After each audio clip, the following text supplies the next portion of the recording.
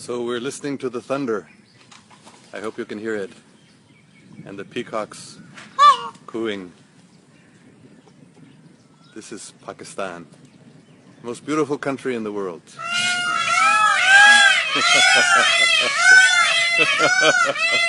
See, all the peacocks are agreeing. They're saying, yes, Pakistan is the most beautiful country in the world.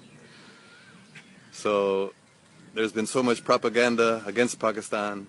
The enemies of Pakistan are trying to discourage tourism by creating terrorist incidents and publicizing it all over the world. But actually, there's practically no terrorism in Pakistan. That's just the media's propaganda. I never saw any terrorism here.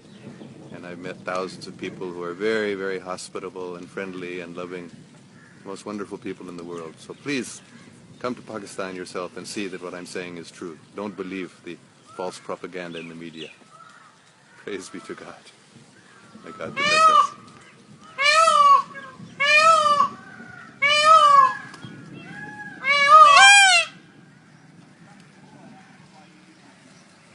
They're confirming.